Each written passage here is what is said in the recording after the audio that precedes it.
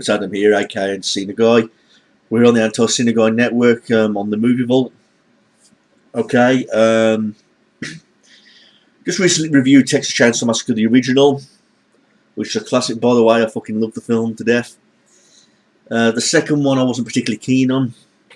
I stated those reasons in that review. Please check it out. But now we've come to the next instalment, the third one, which is entitled Leatherface, the Texas Chainsaw Massacre 3. Okay, and what more can I say? It's just like the second one in every way, but I dare say this one's even worse than the second one. I mean, before I go any further, I don't want to bash all those people out there who like Texas Chainsaw Massacre 2. If you like that movie, that's fine. I stated my reasons in number 2, as in my review of number 2, as to why I'm not a fan of that movie. I just want to remember Leatherface for being a scary horror icon, a scary villain, demented, twisted, and I want to remember him from the film which I like to remember him in. That's the original Texas Chainsaw Massacre film that came out in the 70s, the first movie. And in my opinion, I think it should have been a standalone movie. I don't think Leatherface needed to be part of a massive franchise to become what he is today. I truly do believe if they would have left it alone with the first standalone movie, with him just swinging the chainsaw around at the end of the movie, with Sally escaping at the back of the pickup truck, that would have been a great way to end it. We wouldn't know what happened to Leatherface, we wouldn't know what happened to Sally, and the scary question that leaves at the back of us minds is what happened to Leatherface. And I think the best answer we could have gotten was we would never have known. But sadly we did. They made a sequel, blah blah blah. And sadly that's what we got. You know, it's like Gunnar Hansen never been Spider's role in the second movie. I thought he was the best Leatherface, but there was nothing wrong with the acting in part 2. I stated my reasons for that. But number 2 does have its problems, and I do have a lot of problems with it. But this one, Leatherface, Texas Chainsaw Massacre 3, I should say, I have more problems with that movie than the second movie. Because it doesn't take place after the second movie, not really. It does involve the second movie in some capacity, which I'll get to in just a little bit in a little moment. But number 3, it was just a total forgettable movie. To tell you the truth, I enjoyed watching the makings of this movie more than the actual movie itself. You know, because I do state the problems that they had with this movie in like the documentary. I used to own this movie on DVD years ago, Leatherface, Texas Chainsaw Massacre 3. And I think I threw it out or gave it away to a charity shop along with a bunch of movies that, you know, I didn't really care for. But I've got to tell you, honestly, I don't remember Texas Chainsaw Massacre 3. It was a very forgettable movie. Plain movie. You know, very blare. You know, not one of those types of movies that you'd want to take time off work or stay in on a Saturday night and watch. Not really. Why the fuck would you want to watch Leatherface, Texas Chainsaw Massacre 3, when you can watch the brilliant original film like the first movie? You know. But this third movie, Leatherface, it's known as an American slasher film that was directed by Jeff Burr. The third installment into the franchise, like I said. It was officially released on January 12th of 1990. From what I heard, I could be wrong about this, but from what I heard, they was trying to release it like sometime in like October or November of 89. But it didn't officially get released until January 12th of 1990. It made $5.7 million at the box office, but I even agree with the critics, you know, when I say that this film was a disappointment, because the film mostly got negative reviews upon its initial release. 3.52 out of 10. Fucking hell, that's low. Lower than I thought. And the film has a weight average score of 30 out of 100. Generally unfavourable reviews. So it just goes to show when I just say that, you know, what more can you do with this character Leatherface after just seeing the events of part 1, and we assume he's dead in part 2 because he had the chainsaw cut right through him. But in part 3, it's a different Leatherface, different actor, different family. You know, for what I recall in this movie, there was like a scene at the start of the movie where there was like this altercation happening at this gas station. They somehow appear at the Sawyer family location, you know, where they get the pleasure of skinning off people's faces, using their bones for furniture in the household. You know, I remember the household had a bigger family like did in the first and second movie.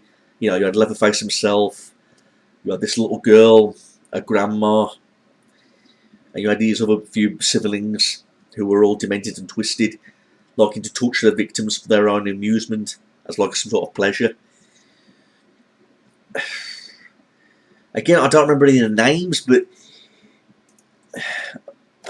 I'll just say that I'll go through some of the cast members. We had Kate Hodge, who played Michelle, William Butler as Ryan, Ken Forey as Benny, Tony Hudson as Sarah, Viggo Mortensen as Edward Tex Sawyer, Joe Unger as Tinker Sawyer, Jennifer Banco as the little girl. But now she rung a bell. Jennifer Banco did. From what I understand, she was in one of the Friday the 13th movies as one of the little girls in. I can't remember which was it. Was it part 7 of Friday the 13th? Because she looks so familiar. I need to check if she was actually in that. But according to this, she doesn't even have her own Wikipedia page. Now, here's one good little factor. Caroline Williams is in this movie, who played Stretch, you know, in part 2. She was a survivor at the end of part 2, and she was the same woman who was holding the chainsaw at the end of the movie, swaying it around, doing the dance like Leatherface did at the end of part 1. She lost her mind, she was swaying around the chainsaw. Yet in this movie, she just did like a fucking cameo in this movie, where she was a reporter. And she didn't do jack shit in this movie. All she did was like put out a cigarette and then left. But from the interviews and from the research that I did on the internet, she was questioned about her role in this film, Leatherface 3. She said that was indeed her character. And I'm thinking to myself, you know, what was the purpose of her character in this movie? How come what the fuck is she doing as a news reporter in this movie? You know, she was supposed to have lost her mind after the events of part 2. She was supposed to be the next killer. Or, you know, how can she be in the right state of mind after the events of the second movie for her to become a reporter in the third movie? And she did jack shit anyway, so what was the whole fucking point in her character in this movie? But then she went on to say is that she hopes to work in another Texas Chainsaw Massacre film again in the far future. Hopefully they'll do a part 4 or part 5 where her character becomes more serious. As she said, if she had her own way, she'd get her revenge on Leatherface and the family, what they did to her in part 2. And I'm thinking, how the fuck can you do that? Because the family was supposedly killed off at the end of part 2. Yet they had some sort of siblings in a background story. You're going to get your revenge on them. But sadly that was never to be, because we did get a part 4 and it was a complete load of fucking pussifying garbage. With Leatherface looking gay, and it was a fucking terrible movie. That's a movie for a different day. In that movie, Leatherface was a fucking pussy.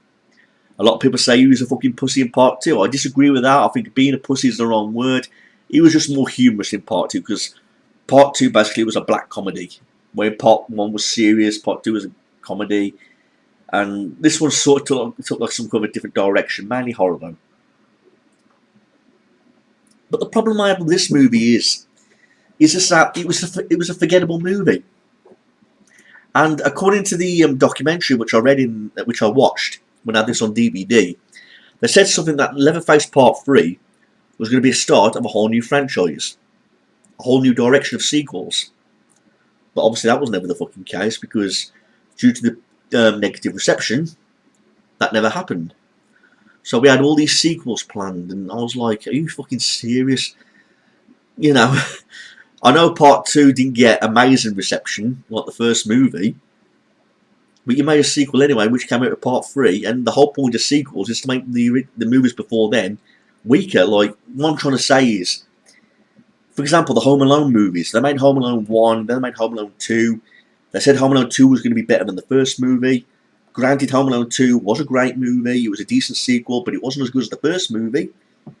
You know, the Alien movies, Aliens, the second movie, was better than the first movie. The Terminator movies, Terminator 2 was better than the original, at least in my opinion. But in this situation, that wasn't meant to be. Because like I said, I prefer to see Leatherface in a Texas Chainsaw Massacre movie as a standalone movie because he doesn't need sequels, and I don't think you can make sequels. He's not an immortal character like Jason Voorhees or Freddy Krueger or Michael Myers.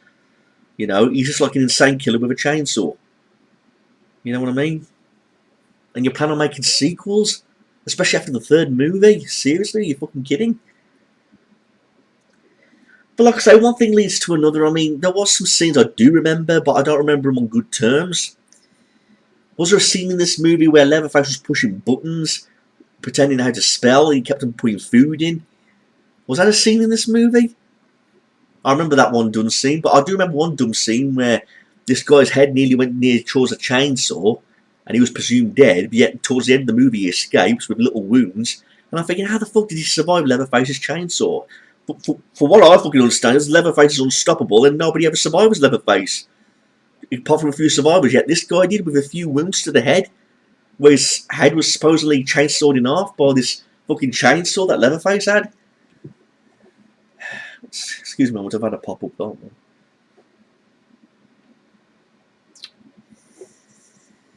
But, like I say, people, it's just, you know, pretty... It's like, it was a forgettable movie, Leatherface, Texas Chainsaw Massacre 3 was. It was just like a completely forgettable movie. And, like I say, I'm not familiar with the cast other than the little girl who said was in Friday the 13th, Part 7, I believe, but I could be wrong about that. Some other facts I could mention is things like...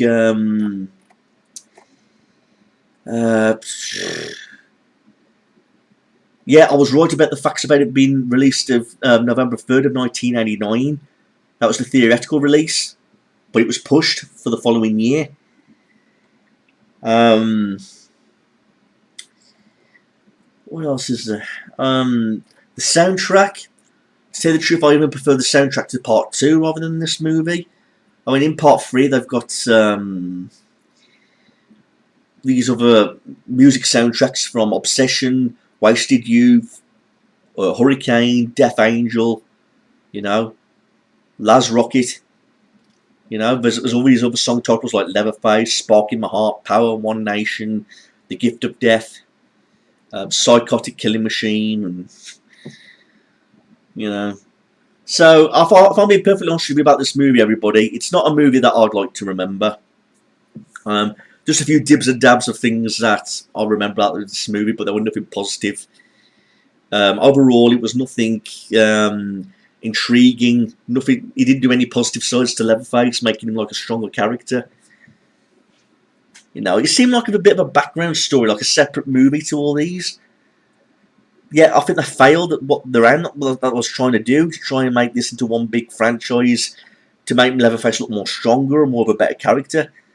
I don't know what the fuck they was thinking in terms of they were planning on making sequels after this movie, you know, to make it one big franchise, to make Leatherface look like be this top horror villain.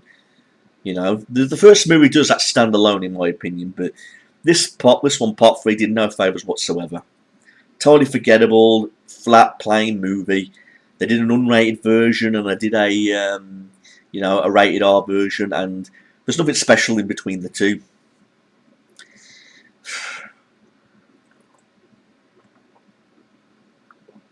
You know, the Leatherface character in this movie, I'd say I prefer him more than the Leatherface character in Part 2. So number 2, he had like a comedy side and like a horny side of him, like the flattering he had towards that girl, Stretch, in Part 2, where he kept on sparing her life. Where in this movie, he seemed a lot more serious and sinister. So I like that side of Leatherface better than Part 2. I don't like to see him like horny and fucking comedian, you know. I mean, number 1, I had no problems with the Leatherface character in Part 1, but in this Part 3, he was more sinister, but then that little sinister side does not make up the whole movie, if you get what I mean, so it's a general shame. I don't know what else I could say more about Leatherface. I mean, if you're like me and you want to remember horror icons and you want to remember certain movies at the peak and the way you want to remember them, then I make strong recommendations for you to check out the first movie alone. Again, if you like the second movie, that's fine. But he takes more of like a comedy, like black comedy sort of twist. Where this third movie, I don't know what kind of fucking direction it went in, but it was like down like the path of boredom, if you get what I mean. So that's basically all I can say. All the facts I can state right now is that I've already mentioned it was released in January 12th, 1990. I mean, it was originally meant to be planned in October of the year before, but that never made the case. $5.7 million at the box office, I mentioned that. I mentioned it was already directed by Jeff Burr. It was written by JVD Show. But again, it was distributed by New Line Cinema. I ain't got no problems with them. But overall, it confirmed that the film was both a critical and commercial failure, grossing $5.7 million at the US box office, making it the poorest performing film in the series at the time, until the release of the fourth movie, the Texas Chainsaw Massacre: The Next Generation. So not everybody's fucking retarded, are they? Because that film's a fucking embarrassment. But there you go, everybody. Thanks for watching this review. I'm sorry I couldn't get any more deeper into what the movie was about. The fact is, I'm not going to sit down and watch a movie just to make a movie review and relive all the bad times. Because in my opinion, I could be watching something really more interesting. In the meantime, I'm doing a positive review. Sadly, the films aren't going to get any more positive from this review forward, so just be warned about that. In regards to the fourth movie, well, I'll watch it again to review it. I don't want to be that cruel to myself, because it's worth blowing your fucking brains out over a movie like that. I mean, I might make a rant on the part 4, I don't know. I was hoping to make a name of making more positive reviews, but, you know, we'll just have to see where we go from here. But thanks for checking this out. So overall, nothing special. Just a forgettable flat movie. So, relive the classic. If you want to remember Leatherface Fail, you want to remember him, not buy this cheap piece of crap. Peace out, everyone. Have a nice day.